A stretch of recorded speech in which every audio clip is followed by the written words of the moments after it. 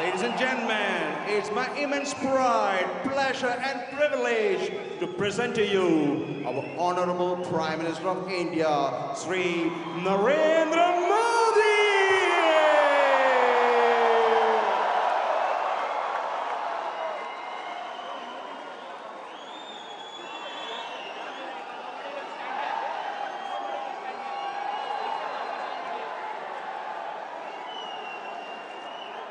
नमस्ते।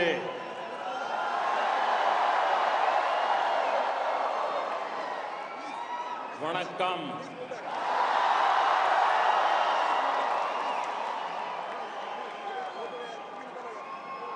दीपावली का पर्व अभी अभी गया, लेकिन मुझे बताया गया कि लिटिल इंडिया ने इस बार दीपावली की रोशनी एक हफ्ते तक उसको एक्सटेंड कर दिया।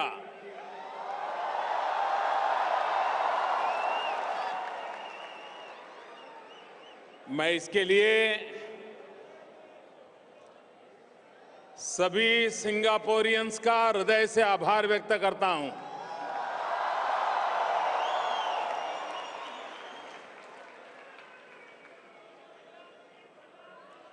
मैं सिंगापुर पहले भी आया हूं,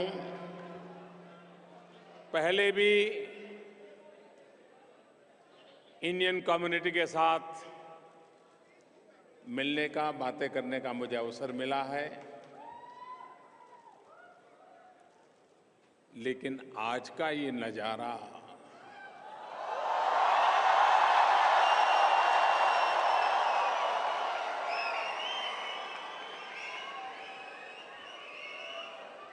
हिंदुस्तान में बैठ करके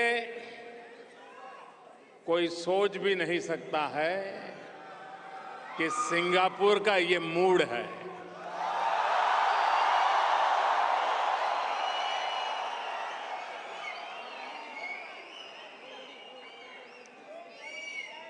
मैं हृदय से आप सबका धन्यवाद करता हूं।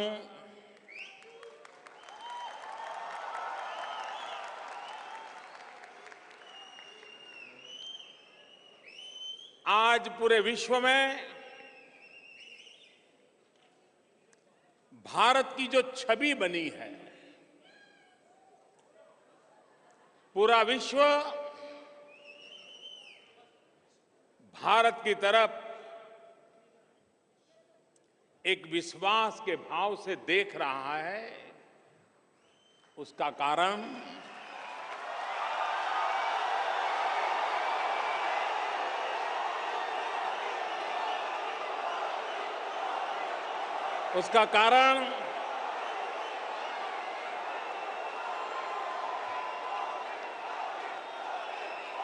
उसका कारण मोदी नहीं है, उसका कारण विदेशों में बसे हुए आप मेरे भारतीय भाई बहन हैं।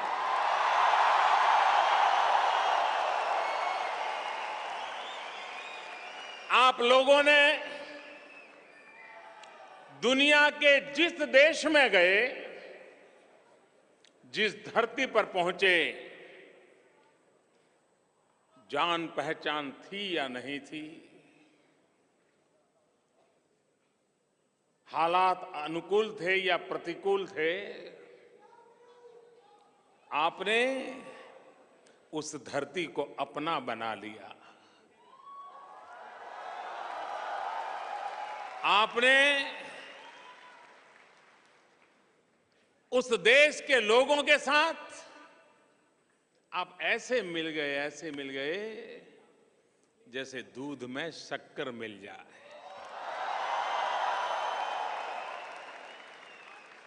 हम कभी सुना करते थे, पढ़ा करते थे इतिहास में कि पारसी कौम जब सबसे पहले हिंदुस्तान की धरती पर आए, गुजरात के किनारे पर आए,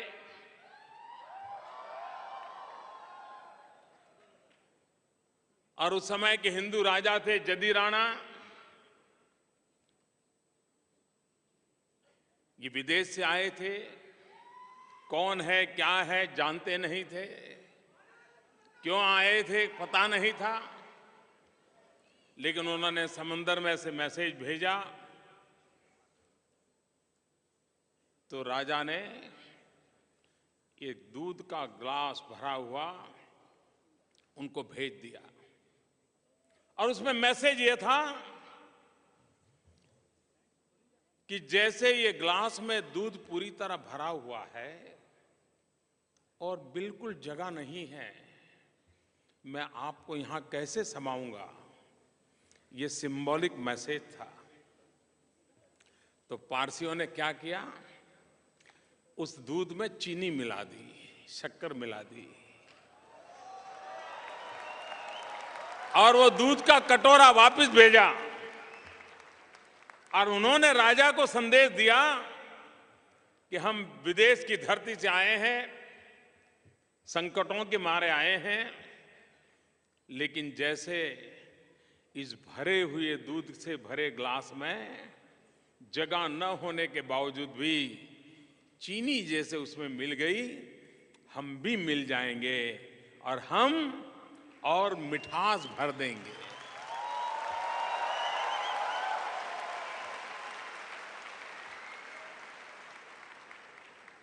हिंदुस्तानी भी जहां गया उसने वहां के जीवन के साथ अपने आचरण के द्वारा, अपने व्यवहार के द्वारा उस समाज में वैसे घुल मिल गया कि हर किसी को वो अपना लगने लगा। दुनिया के कई देशों से पता चलता है कि अगर अड़ोस पड़ोस में कोई इंडियन आता है तो खुशी महसूस करते हैं, उनको लगता है अच्छा भाई कोई इंडियन हमारे पड़ोस में है। और वे अपने बच्चों को प्रेरित करते हैं कि जरा तुम इंडियन बच्चों से दोस्ती करो। ये इस आपके इन व्यवहार के कारण और सदियों से हमारे देशवासी जहां गए वहां वे एक अपनापन की महक लेकर के गए, अपने बनकर के रहे, हर किसी को गले लगा करके रहे और ये सदियों से परंपरा चली आ रही है। और इसी के कारण भारत जब सोने की चिड़िया था तब भी किसी को भी आंख में खटकता नहीं था और हमारे बुरे दिन आए तब भी किसी ने हमें हरदूत नहीं किया था, अपमानित नहीं किया था, क्योंकि सदियों से हमारे लोगों ने ये प्यार, ये अपनापन, इसी का मूल मंत्र लेकर के, और हमने सिर्फ शास्त्रों में पढ़ा था ऐसा नहीं, वसुधैव कुटुंबकम ये वेद काल से हमारे यहां उद्घोष चला रहा है। लेकिन भारतीयों ने सच्चे अर्थ में वसुधैव कुटुंबकम, whole world is one family,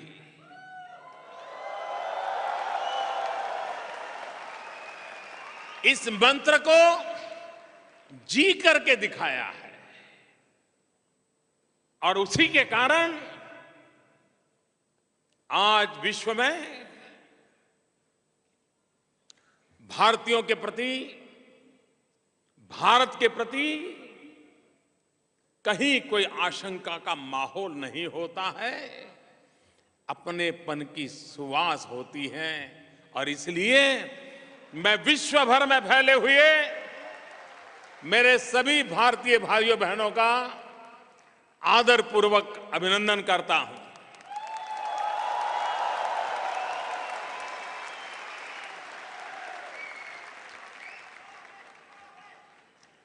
मैं गत मार्च महीने में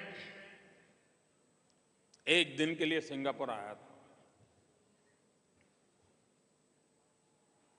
जिस महापुरुष ने इस सिंगापुर को बनाया, अपने खून पसीने से बनाया,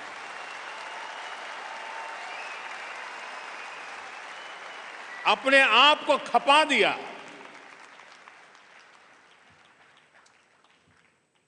एक छोटा सा मछुआरों का गांव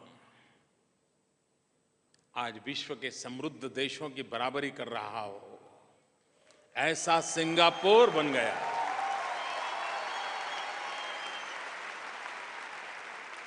ऐसे महापुरुष स्वर्गीय ली कुआन यू,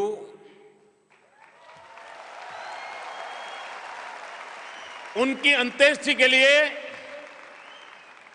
अंतिम दर्शन के लिए मैं आया था।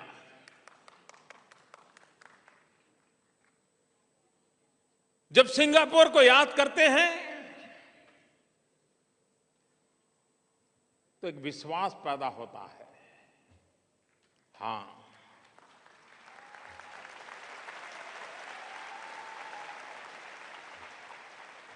अगर कुछ करने का माजा है तो होके रहता है।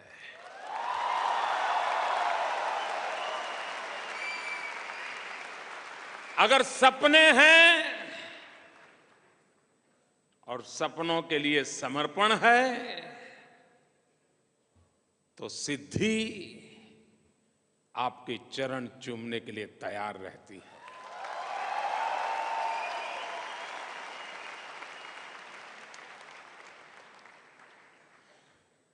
प्रसिद्धि और सिद्धि में बहुत बड़ा फर्क होता है। कुछ भी करने के बाद प्रसिद्धि तो मिल जाती है, लेकिन सिद्धि के लिए तो सिर्फ तपस्या यही एक मार्ग होता है। और जिन्होंने प्रसिद्धि का रास्ता अपनाया है वो कभी कुछ सिद्धि नहीं कर पाए हैं। कुछ पल तक, कुछ समय तक सुर्खियों में जगह बना सकते हैं, लेकिन धरती पर बदलाव नहीं ला सकते हैं।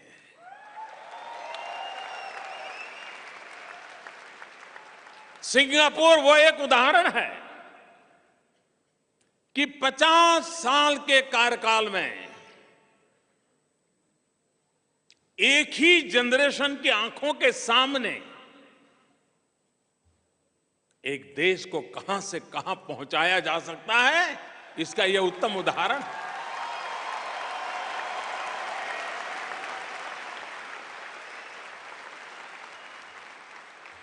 भारत महान देश है, भारत विशाल देश है, 125 करोड़ देशवासियों का देश है, सब कुछ है।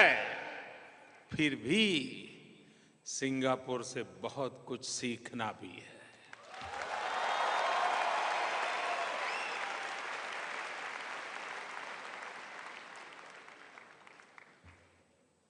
आज से 50 साल पहले, 60 साल पहले जिस महापुरुष को एक विचार आया, सिंगापुर की सफाई, स्वच्छता, क्लीनलीनेस, अब क्या हमारा देश ये काम नहीं कर सकता क्या? करना चाहिए कि नहीं करना चाहिए? यहां के नागरिकों की भूमिका है कि नहीं है? और मुझे महात्मा गांधी जीवन भर एक बात के लिए बड़े आग्रही थे, स्वच्छता के लिए। और वो तो यहां तक कह दिया था कि मुझे आजादी और स्वच्छता दो में से पहले प्राथमिकता देनी है तो मैं स्वच्छता को दूंगा।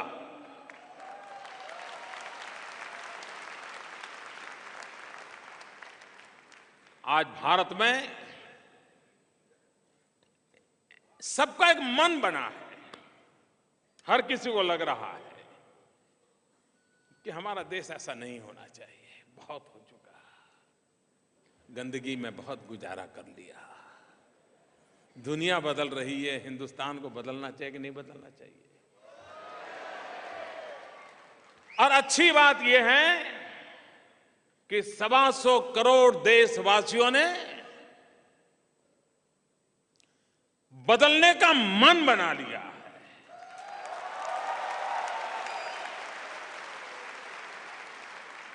कोई देश न सरकारों से बनते हैं न सरकारों से बढ़ते हैं। देश बनते हैं जन जन की इच्छा शक्ति से, जन जन की संकल्प शक्ति से, जन जन के पुरुषार्थ से, जन जन की त्याग और तपस्या से। पीढ़ियां खप जाती हैं तब एक राष्ट्र का निर्माण होता है। आज भारत में वो मिजाज पैदा हुआ है, हर भारतीय को लगने लगा है हम देश को आगे बढ़ाएंगे, देश को आगे ले जाएंगे। हम उस युग में जी रहे हैं कि जिस युग में अगर कुछ मिला है तो छोड़ने का मन कभी नहीं करता है।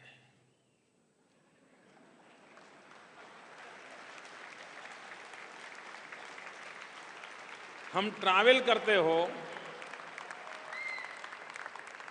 और ट्रैवल करते समय हमारी सीट रिजर्व हो, हम सीट पर बैठे हो, बगल की सीट खाली हो, हमने अपने बैग वहां रख दी हो, अखबार रख दिए हो, कोई सामान रख दिया हो, वो सीट अपनी नहीं है, लेकिन किसी और को आने में देर हुई है, हमने सब रखा है। और जब वो आ जाए तो ऐसा मन खट्टा हो जाता है किसी और का है, हमारा नहीं था, लेकिन कुछ पल के लिए उपयोग करने को मिला, वो भी छोड़ने का मन नहीं करता है।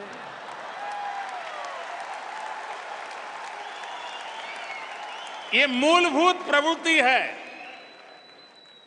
लेकिन मैंने मेरे देशवासियों का जो मिजाज देखा है, भारत के लोगों ने क्या मन बनाया है। मैंने एक बार एक छोटी सी बात कही देशवासियों के सामने। मैंने कहा कि आप जो घर में गैस का चूल्हा जलाते हैं, वो जो गैस का सिलेंडर आता है उसमें करीब 500 रुपया सरकार सब्सिडी के रूप में देती है। आप ऐसे परिवार के हो कि जिसमें 500 रुपया तो चाय पान में खर्च कर देते हो, आप ये सब्सिडी क्यों लेते हो? क्या आप ये सब्सिडी छोड़ नहीं सकते क्या? इतना सा मैंने कहा था। और आज मैं गर्व के साथ कहता हूं, मेरे देश के 40 लाख लोग परिवारों ने गैस सब्सिडी छोड़ दी।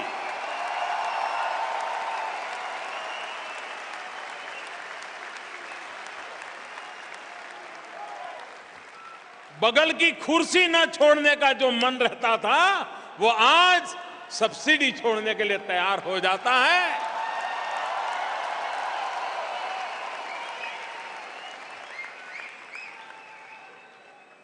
और वो भी महात्मा गांधी कुछ कहें, लाल बहादुर शास्त्री कुछ कहें और देश कर लें, ये तो हमारे गले उतरता है। लेकिन मुझ जैसा एक सामान्य मानवी, एक चाय बेचने वाला,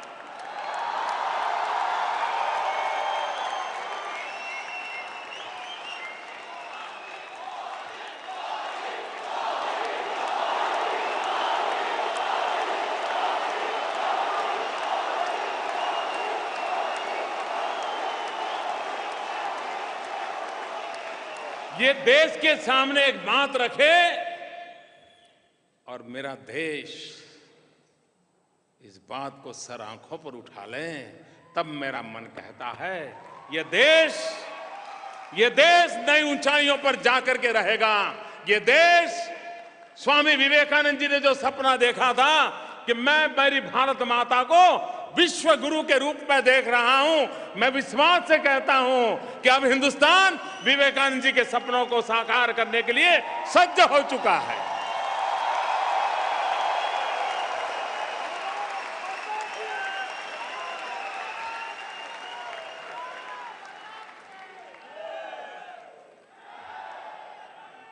जितनी विविधताएं, जितनी विशेषताएं, जितने किंतु परंतु हिंदुस्तान में है, उतने ही सिंगापुर में है। उसके बावजूद भी हर कोई सिंगापुरियन है। हर कोई सिंगापुर बनाने में लगा हुआ है। हर कोई कंधे से कंधा मिलाकर के काम कर रहा है। हम भी इस बात में सिंगापुर से बहुत कुछ सीखना चाहते हैं।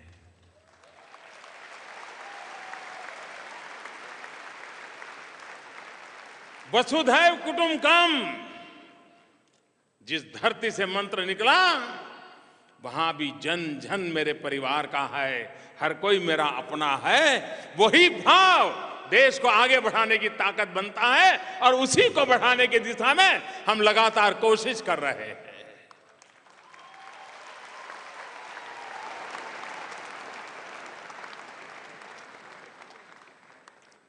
सारी दुनिया को किस प्रकार से हिंदुस्तान की तरफ, मैं पिछले दिनों विश्व के बहुत सारे नेताओं से मिल रहा हूं। मैं जब चुनाव के मैदान में था तो मुझे पत्रकारों ने पूछा था कि आपकी विदेश नीति कैसी होगी, और मैं देख रहा था कि चुनाव के समय पत्रकार बहुत बुद्धिमान होते हैं।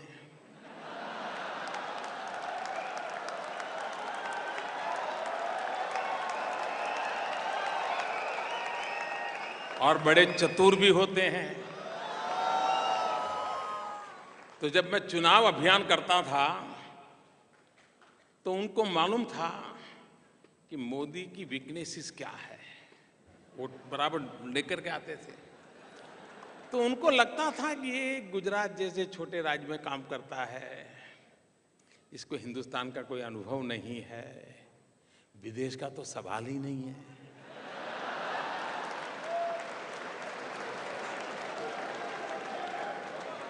तो मुझे वो हर दूसरे तीसरा सवाल घुमा फिरा करके विदेश नीति पर ले आते थे। अब उस समय मैं चुनाव के कैंपेन में था, मैं उनको विदेश नीति क्या समझाऊं, लेकिन वो बराबर पकड़ लेते थे और उनको समझ आता था कि इसमें ये बंदा वीक है, और वो घुमा फिराकर मुझे वही ले जाते थे। तो फिर मैं इतना ही कहता था कि देखिए भाई, जब हम इस जिम्मेवारी को निर्वाह करने की नौबत आएगी तब क्या करना वो देखेंगे, लेकिन मैं इतना विश्वास देता हूं, न हम आंख झुका करके बात करेंगे,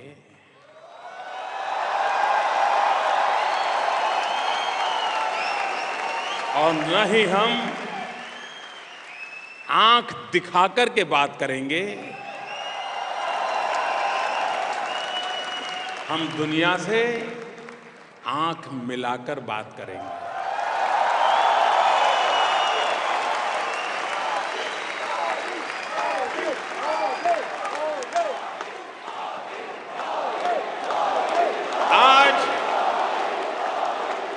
आज 18 महीने के बाद मेरे प्यारे देशवासियों, मैंने जो वादा किया था उसको निभाया है।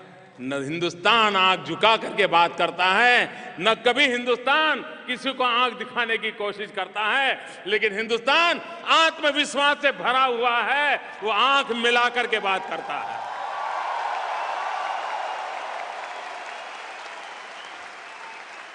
बराबरी से बात करता है और उसका एक परिणाम भी है। आज पूरा विश्व भारत के साथ बराबरी का व्यवहार कर रहा है। सारे विश्व को 125 करोड़ देशवासियों वाला देश क्या होता है, उसकी ताकत क्या होती है, अब विश्व भली भांति पहचानने भी लगा है, अनुभव भी करने लगा है।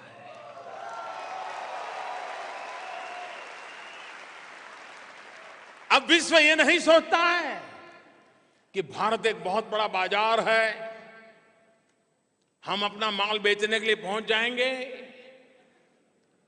वो सोच बदल चुकी है। अब उसको लगता है मौका मिल जाए तो हिंदुस्तान के साथ पार्टनरशिप कर लें, भागीदारी कर लें। और ये अनुभव आ रहा है इन दिनों, हर क्षेत्र में ये अनुभव आ रहा है। भारत में विदेश का पूंजी निवेश, एक बात निश्चित है, यहां बैठा हुआ कोई व्यक्ति ऐसा चाहता है कि हिंदुस्तान जैसा है वैसा ही रहे? कोई चाहता है?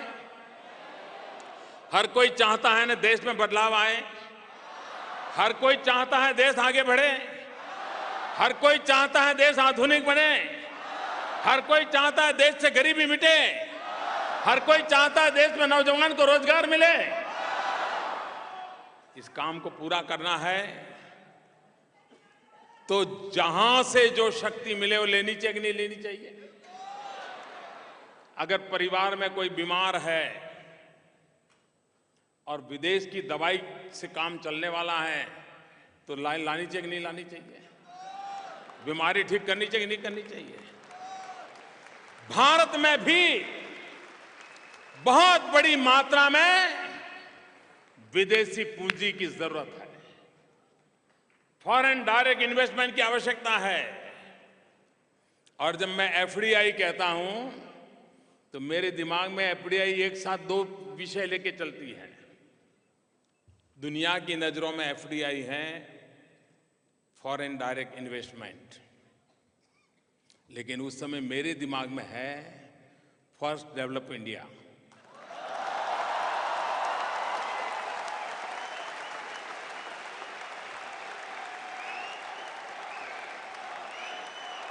और इसलिए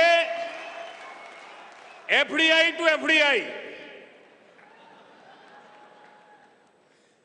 foreign direct investment to first develop India. अब मुझे बताइए, आप कितने ही सालों से पड़ोसी के बराबर बराबर रहते हो और कभी अचानक 5-10 हजार रुपए की जरूरत पड़ गई और गए तो दे देगा क्या? वो कहेगा हाँ हाँ बिल्कुल मैं तो मदद जरूर करूंगा, आपको ऐसा करो, आपके भाई साहब बाहर गए हैं, वो मंडे को आएंगे, फिर मैं कुछ करूंगा। ऐसा ही करते हैं ना? 10,000 रुपया भी बगल में कोई देने को तैयार नहीं होता है। आज फॉरेन डायरेक्ट इन्वेस्टमेंट में मैं जब सत्ता पर आया उसके पहले जो स्थिति थी उसकी तुलना में 40% ग्रोथ हुआ है। 40% ग्रोथ।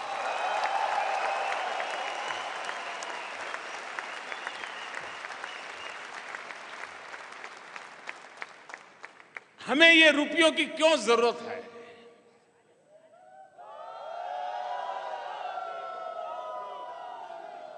कागज पर दिखाने के लिए नहीं, हमें बदलाव लाना है। आप हमारे देश की रेलवे, मुझे बताइए, रेलवे का इतना बड़ा नेटवर्क, इतना बढ़िया नेटवर्क, दुनिया के कई देश जिसकी जनसंख्या है उससे ज्यादा लोग हमारे यहां एक समय रेल के डिब्बे में होते हैं।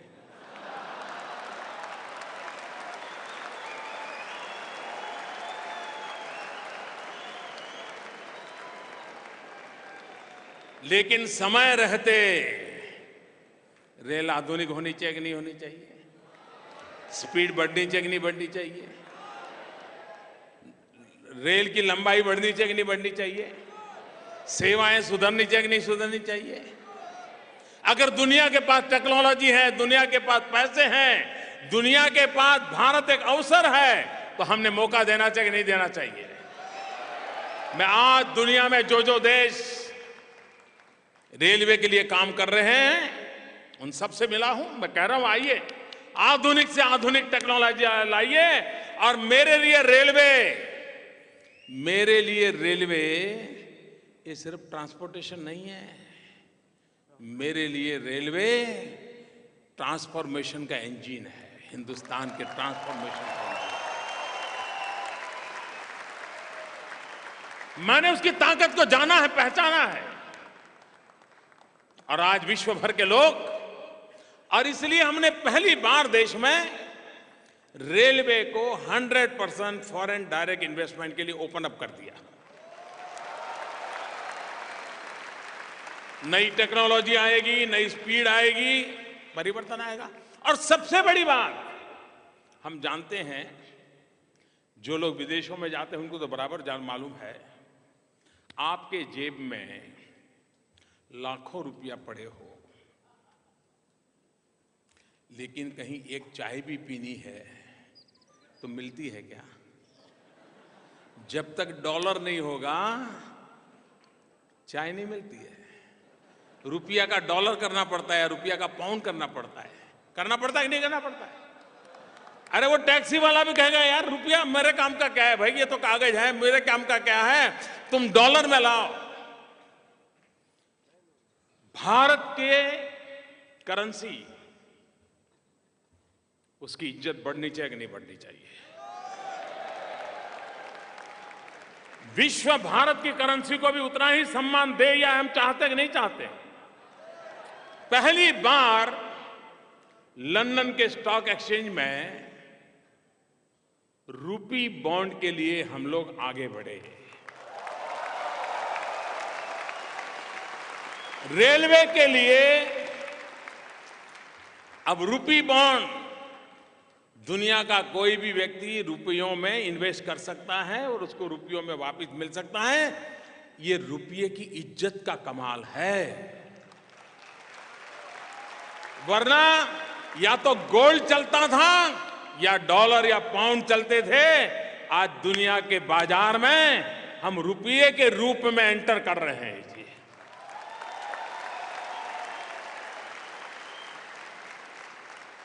इसका कारण यह है कि पूरे विश्व में एक विश्वास पैदा हुआ है। ये जो रूपी बॉन्ड हमने लागू किया, अभी मैं जब यूके गया था,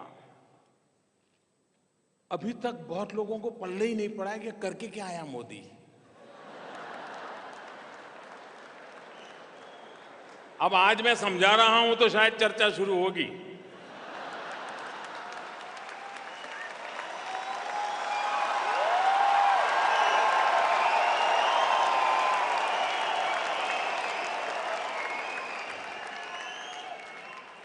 रूपी बॉन्ड अपने आप में भारत की आर्थिक संपन्नता का एक महत्वपूर्ण मिसाल है और हिंदुस्तान के हर नागरिक ने इसको गौरव के रूप में देखना चाहिए और इसको उजागर करना चाहिए। तभी तो भारत की ताकत बढ़ती है।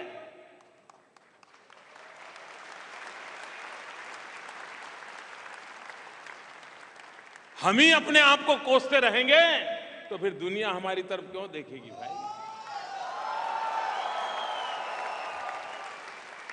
और इसलिए आत्मविश्वास के साथ एक समाज के रूप में विश्व के सामने हमारी एक पहचान बने, ताकत खड़ी हो,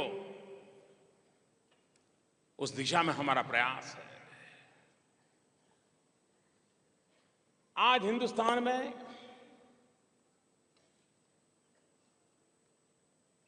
रक्षा के क्षेत्र में हमें सब चीजें इंपोर्ट करनी पड़ती हैं, बाहर से लानी पड़ती है। अब आज के युग में क्या 125 करोड़ देशवासियों को हम असुरक्षित रख सकते हैं क्या? उनके नसीब पर छोड़ सकते हैं क्या? देश के 125 करोड़ देशवासियों को सुरक्षा की गारंटी होनी चाहिए कि नहीं होनी चाहिए?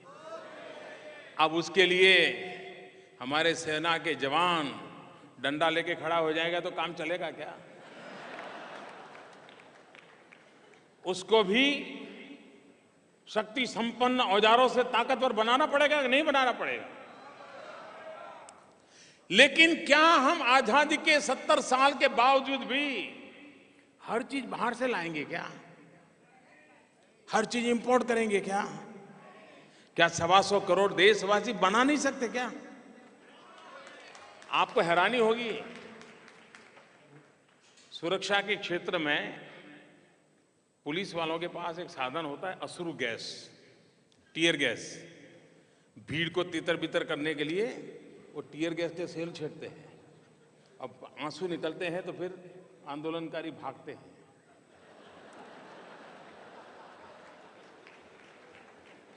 हम रोने के लिए भी बाहर से लाते हैं।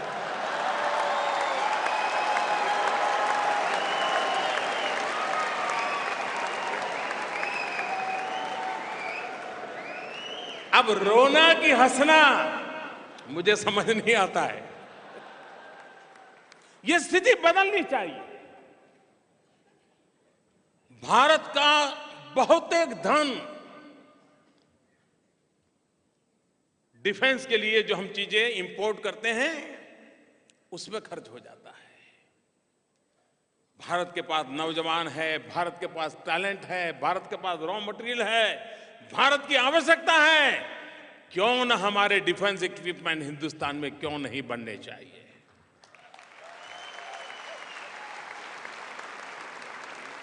और इसलिए मैंने बीड़ा उठाया है कि भारत में रक्षा क्षेत्र में भारत अपने कदमों पर खड़ा हो। और इसके लिए हमने फॉरेन डायरेक्ट इन्वेस्टमेंट को पहली बार 49% ओपन अप कर दिया है। और हमने ये भी कहा है कि अगर उत्तम कक्षा की टेक्नोलॉजी अगर उसमें इन्वॉल्व है तो हम उसको 100% फॉरेन डायरेक्ट इन्वेस्टमेंट के लिए ओपन अप कर देंगे। लोग आएंगे, भारत में पूंजी लगाएंगे और भारत के नौजवान शस्त्रास्त्र बनाएंगे। वो हमारी भी रक्षा करेंगे और कहीं भेजना है तो भेज भी पाएंगे।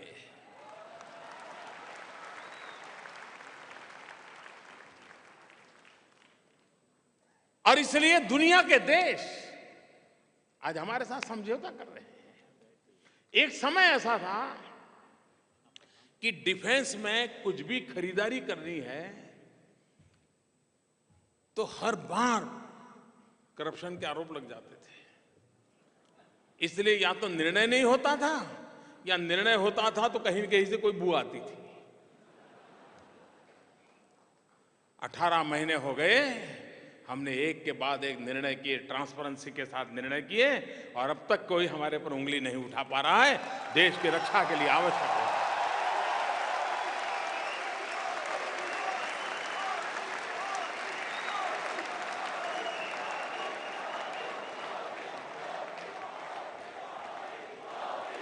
हमारा देश दुनिया में जिन देशों के पास समृद्धि है उनके सामने कठिनाई भी है। दुनिया के बहुत देश ऐसे हैं जो आर्थिक संपन्नता की ऊंचाइयों पर पहुंच चुके हैं, लेकिन उस देशों में बुढ़ापा घर कर गया है, जवानी नहीं बची है।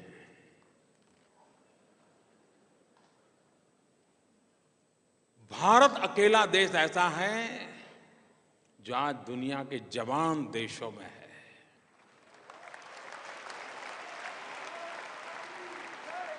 भारत की 65% जनसंख्या, 800 मिलियन लोग 35 साल से कम उम्र के हैं। जिस देश की जवानी से लबालब भरा हुआ हो, उसके सपने भी जवान होते हैं, संकल्प भी जवान होते हैं, इरादे भी जवान होते हैं और पुरुषार्थ भी जवान होता है।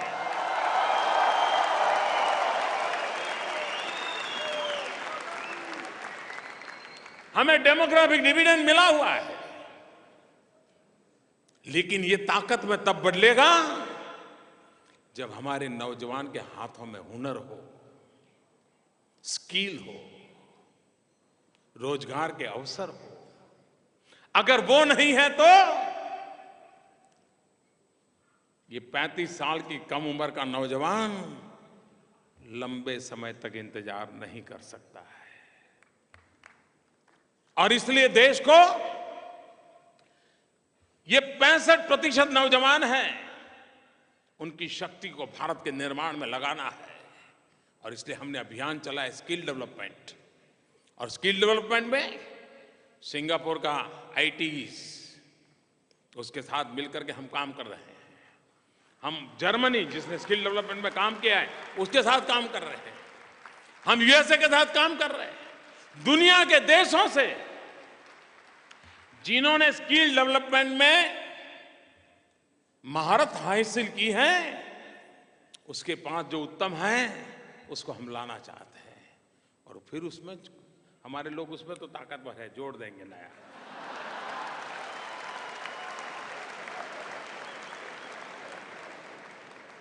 हम बहुत तेजी से आगे निकल सकते हैं। और इसलिए विश्व के साथ जब संबंध जोड़ते हैं तो ये ताकत हमारे काम आती है। हमारे यहां बहुत बड़ी मात्रा में यूनिवर्सिटीज, कॉलेजेस खुलते चले जा रहे हैं, प्राइवेट भी बहुत आ रहे हैं, लेकिन फैकल्टी नहीं मिलती है। खुल तो जाता है, स्टूडेंट भी आ जाते हैं। हमने एक योजना बनाई ज्ञान, और हमने विश्व भर में रहने वाले लोगों से कहा, विशेष करके भारतीय समुदाय को कहा कि आप जब आपके यहां मौसम खराब रहता हो, बड़ी कड़ाके की ठंड रहती हो, बर्फ रहता हो, तकलीफ से गुजारा करना पड़ता हो, तो उस समय आप भारत चले आइए।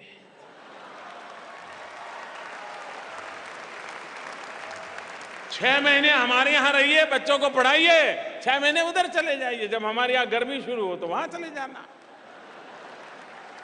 हमने यूएसए के साथ समझौता किया, और मुझे खुशी है कि बहुत बड़ी मात्रा में, सैकड़ों की तादाद में बड़े बड़े विद्वान, भारतीय मूल के भी और विदेशी भी, जो रिटायर्ड हुए हैं, वे आज भारत में आकर के पढ़ाने के लिए तैयार हुए हैं।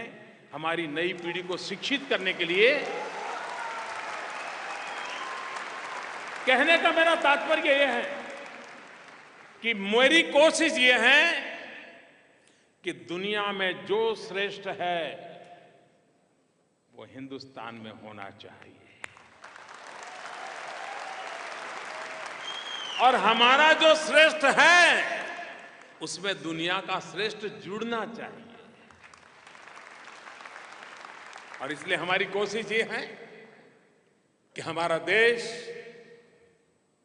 हमारे नौजवान, उसकी शक्ति को जोड़ करके हम आगे बढ़ना चाहते हैं। अब आप में से हम बहुत लोग होंगे जिनको शायद अपने गांव में बिजली का संकट रहता होगा। जिस गांव से आप आए होंगे 24 घंटे बिजली तो नसीब ही नहीं होती होगी। वो दिन याद है ना कि सब भूल गए?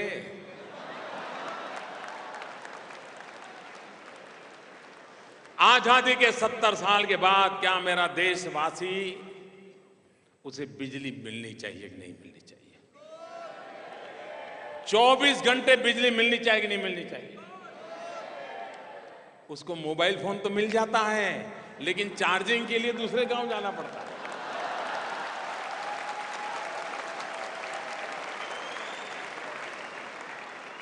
ये स्थिति बदलनी है, बस बदलनी है।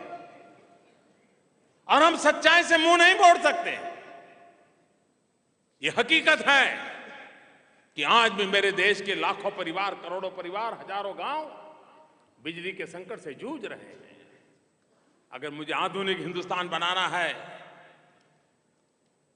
हमारे बच्चे स्कूलों में कंप्यूटर चलाना अगर उनको सिखाना है तो बिजली की तो जरूरत पड़ेगी। हमने बीड़ा उठाया है 2022 जब भारत की आजादी के 75 साल होंगे, देश आजादी के 75 साल मनाता होगा, तब हिंदुस्तान में हर परिवार को 24 घंटे बिजली 365 दिन मिलनी चाहिए।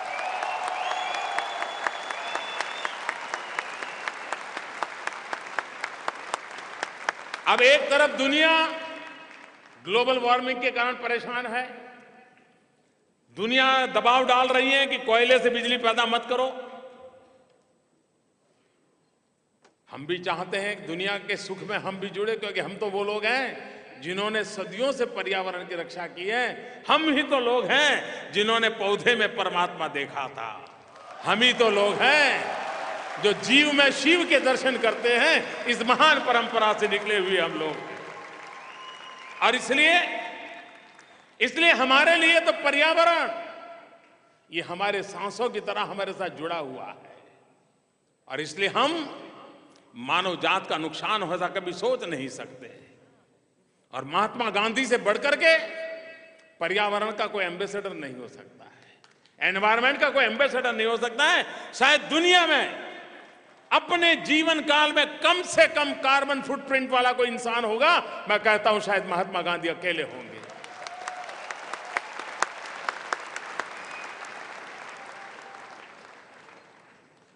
और इसलिए हम ऊर्जा तो चाहते हैं, लेकिन दुनिया के लिए संकट भी पैदा करना नहीं चाहते।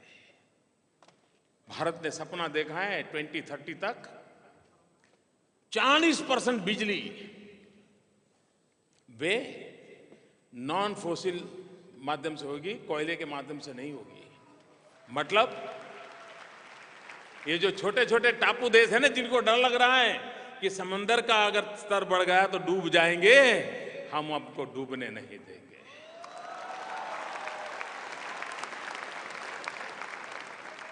हमसे जो हो सकता है वो हिंदुस्तान करेगा, क्योंकि हम वसुधैव कुटुंबकम वाले हैं।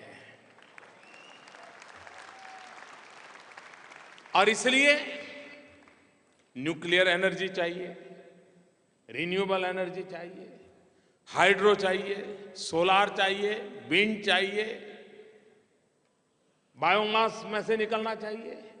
अब ये चीजें हैं जो खर्चीली हैं। हम अगर न्यूक्लियर एनर्जी में जाना चाहते हैं, हमें यूरेनियम चाहिए।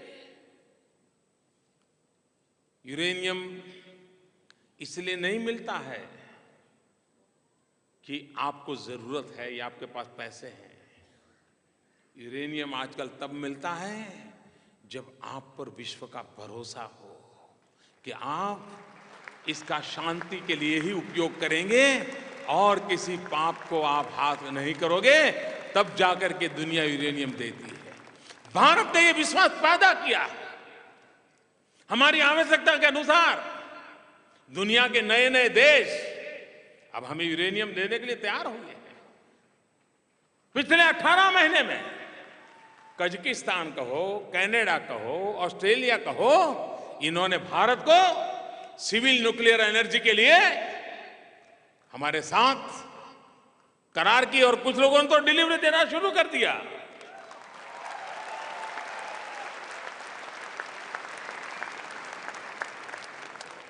हम भारत के लोग जब बिजली की बात करते हैं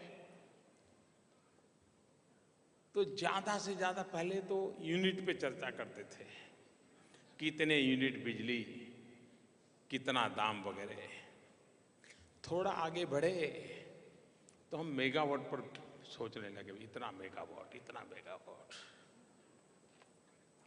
भारत ने कभी बिजली के क्षेत्र में मेगावाट से आगे सोचा ही नहीं।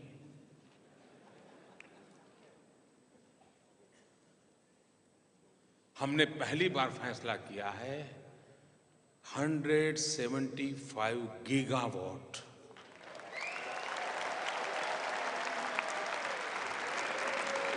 Hundred 175 gigawatt renewable energy.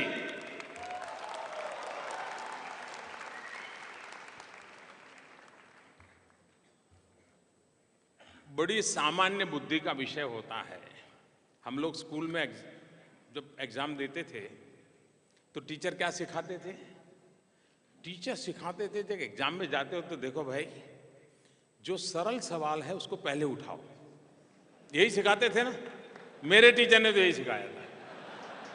आपको भी वैसे ही सिखाया होगा कि जो इजी क्वेश्चन है उसको पहले एड्रेस करो, और जो कठिन है तो बाद में समय बच जाए तब देख लेना। यही होता है ना? मुझे बताइए, हमारे पास इतना सूरज तपता हो, करीब करीब 365 दिन सूरज तपता हो, और हम बच्चों को भी एनवायरनमेंट बढ़िया ढंग से सिखाते हैं। हर माँ बच्चे को कहती है ये चांदा तेरा मामा है और सूरज तेरा दादा है, लेकिन हमने कभी उस दादा की उंगली पकड़ करके चलना सीखा नहीं। क्यों ना सूर्य शक्ति हमारे जैसे देश की विकास का सबसे बड़ा स्तंभ बन सकता है, और इसलिए सोलार एनर्जी पर हम बल दे रहे हैं। 100 gigawatt solar energy, wind energy, biomass. मेरा जो क्लीन इंडिया मूवमेंट है ना, 500 शहरों का जो कूड़ा कचरा है, गंदगी है, उस पर से बिजली पैदा करना, भले महंगी पड़े लेकिन मेरा साफ शहर बनना चाहिए। अब इन चीजों के लिए विदेशों से धन चाहिए, विदेशों से टेक्नोलॉजी चाहिए, विदेशों से मैन्युफैक्चरिंग करने वाले लोग चाहिए, जिन लोगों की चीजों में मास्टरी है वो लोग चाहिए।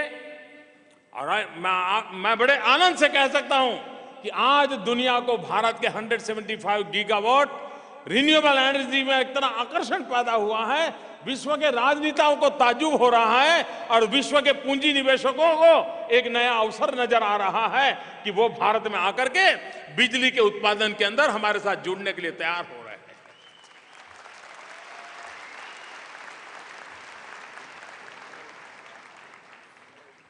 दुनिया के साथ संबंध होते हैं, वो संबंध गुड़ी गुड़ी बातों से नहीं होते हैं। विश्व या तो आपका लोहा मानता है, या विश्व अपनेपन की भाषा समझता है। आज मैं संतोष के साथ कहता हूं कि विश्व के साथ भारत ने ऐसे संबंधों को बनाने का रूप लिया है। आप मुझे बताइए, पश्चिम एशिया के देशों में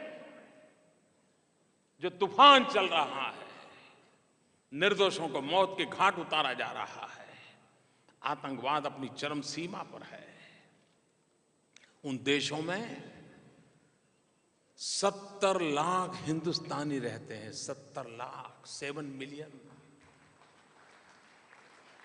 आप मुझे बताइए, आप सिंगापुर में रहते हैं इसलिए बहुत जल्द बात को समझोगे, क्या उनको उनके नसीब पे छोड़ देना चाहिए? क्या उन पर संकट आएगा तो किसकी तरफ देखेंगे? किसकी तरफ देखेंगे? वे मुसीबत में होंगे तो किसकी तरफ देखेंगे? और तब भारत ये कहे कि बेटे तुम तो चले गए थे, अब क्या याद कर रहे हो? चलेगा क्या? अगर कहीं से आवाज उठती है, कहीं से एक भी सिसकी सुनाई देती है, तो दूसरी ही पल उसको यही आवाज सुनाई देनी चाहिए कि चिंता मत करो, भारत है ना।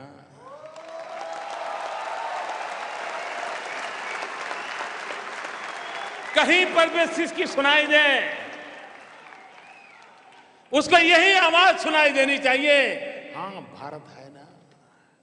और एक बार उसके कान में स्वर गूंजता है, वो निश्चिंत हो जाता है। ठीक है, संकट के बादल आए हैं, लेकिन मेरा देश मुझे बचा लेगा। और तब ये विश्व के रिश्ते काम आते हैं, संबंध काम आते हैं। यमन हो, इराक हो, हजारों की तादाद में हमारे भारतीय भाई बहन फंसे थे। इवन हमारी केरल की नर्सिस बहनें जीवन और मौत के बीच वो पल उन्होंने कैसे बिताए होंगे, हम कल्पना कर सकते हैं। लेकिन विश्व के साथ जो संबंध जुड़े हैं, दुनिया के कुछ देशों से प्रार्थना की, देखिए इस पर क्या मदद कर सकते हो। और मैं आज संतोष कैसे कह सकता हूं कि उन देशों ने हमारी इन बच्चियों को लाकर के केरल तक पहुंचाने में हमारी भरपूर मदद की।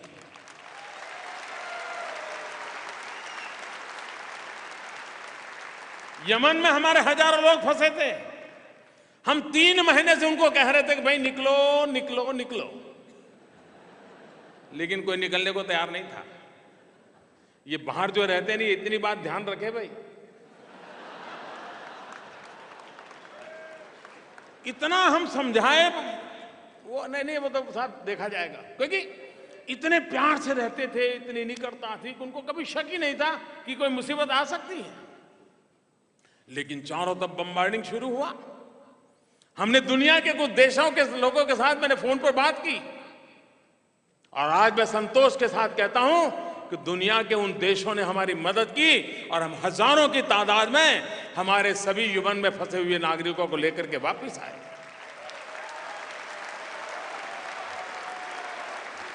इराक हो, लीबिया हो, यमन हो,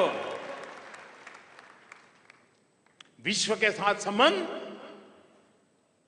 आज के युग में हर पल हर समय आवश्यकता होती है। अरे कभी कभार नेपाल में हमारे यात्री चले जाएं और एक बस गड्ढे में पड़ जाए, अगर नेपाल सरकार के साथ नाते नहीं होगा तो उन बेचारों का कौन देखेगा।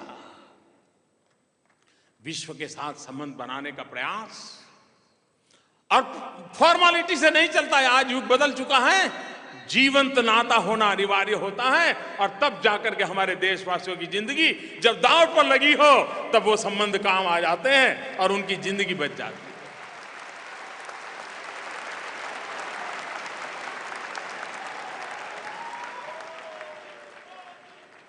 दुनिया के किसी एक देश में कोई एक भारतीय का जान चली जाए तो पूरा हिंदुस्तान बेचैन हो जाता है। हजारों की जान बच जाए तो खुशी कितनी हो सकती है, इसका आप अंदाज लगा सकते हो। और इसलिए हमारी ये कोशिश रही है कि भारत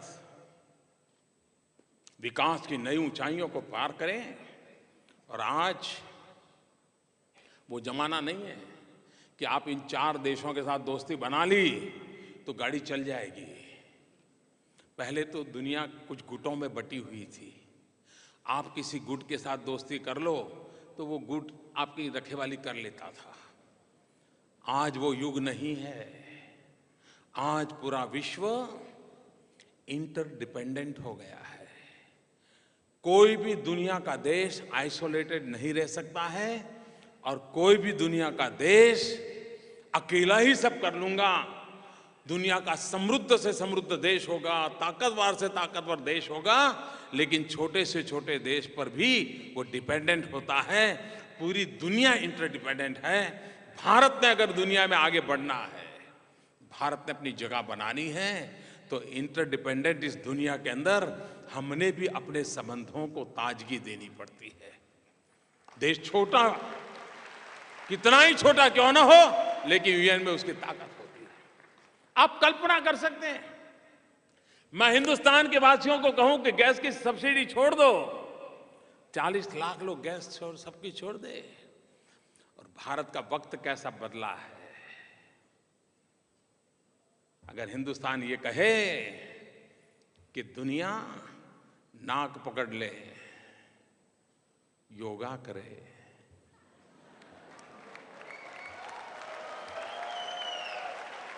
हमने किसी को कान पकड़ने के लिए नहीं कहा है। 21 जून को पूरा विश्व अंतर्राष्ट्रीय योगा दिवस बनाए। कौन भारतीय होगा जिसको इस बात का गर्व नहीं हुआ होगा भाइयों बहनों।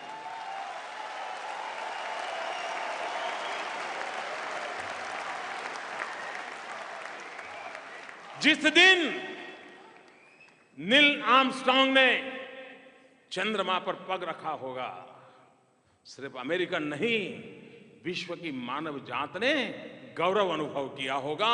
आज जब 21 जून को पूरा विश्व होलिस्टिक हेल्थ केयर को लेकर के योगा दिवस बनाने के लिए आगे आ जाए, कोई बंधन नहीं, कोई रंग नहीं, कोई रूप नहीं, कोई परंपरा नहीं, कोई संप्रदाय नहीं, कोई बाधाएं नहीं, एक मन से योगा के लिए विश्व तैयार हो जाए। और दुनिया की पहली घटना है कि इतने कम समय में यूनाइटेड नेशन में यह प्रस्ताव पारित हुआ। इतने देशों ने इसको को स्पॉन्सर किया और दुनिया के इतने देशों ने इसको बनाया। सिंगापुर ने भी बड़े धूमधाम से योगा दिवस बनाया था।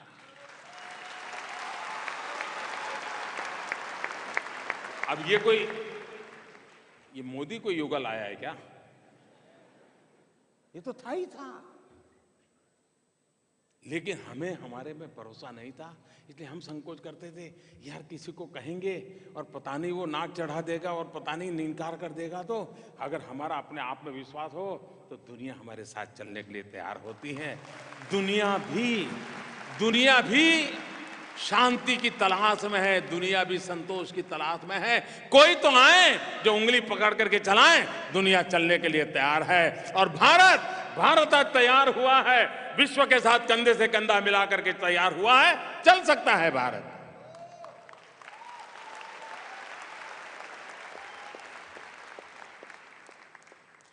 भाइयों बहनों, मेरा एक ही काम लेकर के मैं निकला हूं,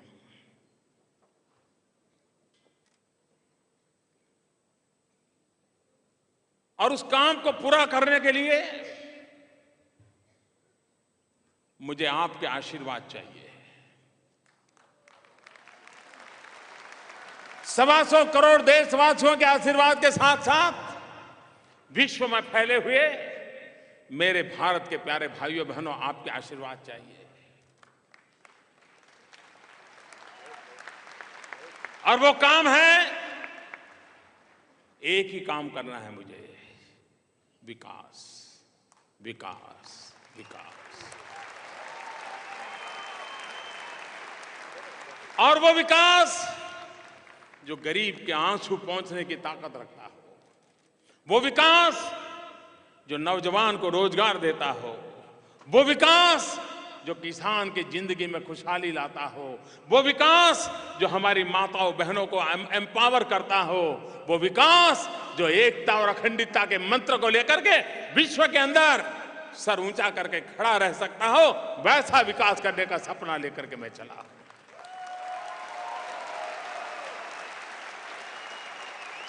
भारत आगे बढ़े इतना काफी नहीं है, भारत आधुनिक बने ये भी उतना ही आवश्यक है।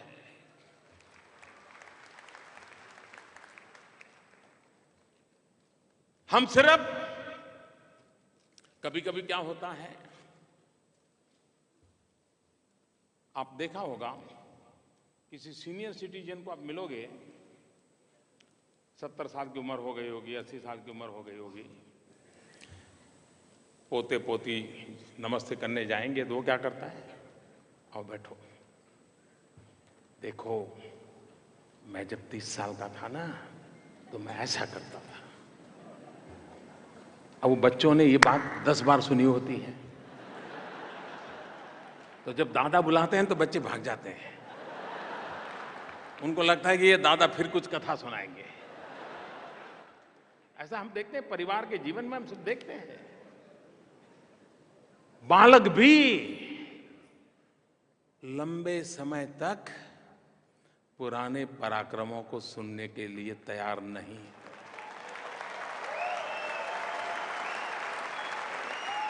मैं देशवासियों को ये कहने की हिम्मत करता हूं आज हमारे पूर्वजों ने जो पराक्रम किए हैं वो हमारी प्रेरणा के कारण बन सकते हैं, लेकिन हमारे पूर्वजों के पराक्रम पर गीत गाते गाते हम गुजारा नहीं कर सकते हैं। हमने अपने युग में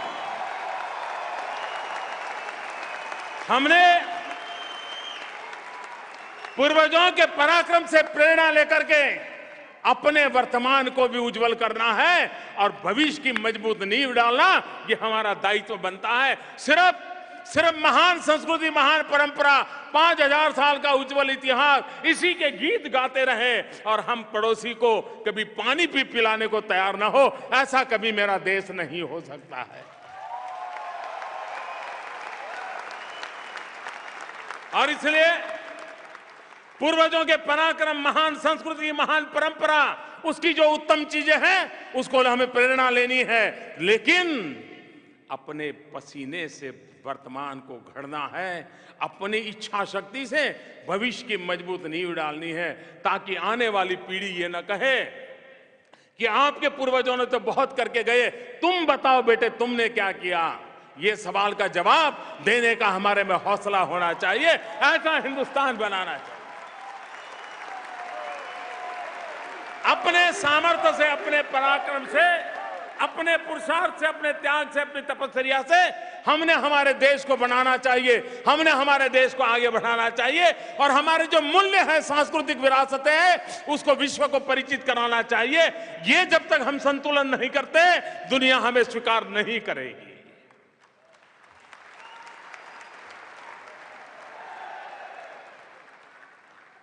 मुझे विश्वास है कि विकास के इन सपनों को लेकर के जो हम चल रहे हैं उसमें आपका पूरा पूरा योगदान रहेगा। भारत का गौरव बढ़ाने के लिए हम जहां भी हो हम जरूर अपनी तरफ से प्रयास करते रहें। दुनिया को देने के लिए इस देश के पास बहुत कुछ है। अनेक संकटों के बाद भी आज भी सीना तान करके खड़े रहने की हमारे में हिम्मत है। लेकिन सीना तानना पड़े वो दिन आने नहीं चाहिए। और वो तब होता है जब हम अपने वर्तमान को विकास की नई ऊंचाइयों पर ले जाने के लिए पुरुषार्थ करते हैं, सामूहिक पुरुषार्थ करते हैं, सामर्थ्य के साथ चलते हैं, तब जाकर के परिणाम मिलता है। सिंगापुर को हर किसी ने बनाया है, हर कोई बना रहा है और सिंगापुर भी आने अगल बगल के मुल्कों को बनाने की ताकत रखता है। मैं सिंगापुर को बहुत बहुत बधाई देता हूं। इस सिंगापुर की विकास यात्रा को मैं नमन करता हूं। इस सिंगापुर सचमुच में 100 सलाम करने वाला देश बन गया है। मैं उसको मेरी तरफ से बहुत बहुत बधाई देता हूं। और 125 करोड़ का देश हिंदुस्तान, वो भी उमंग और उत्साह के साथ आगे बढ़ेगा। इसी एक संकल्प के साथ मैं फिर एक बार सभी सिंगापुरियन को बहुत बहुत बधाई देता हूं, बहुत बहुत अभिनंदन करता हूं, बहुत बहुत धन्यवाद करता हूं। धन्यवाद। Thank you.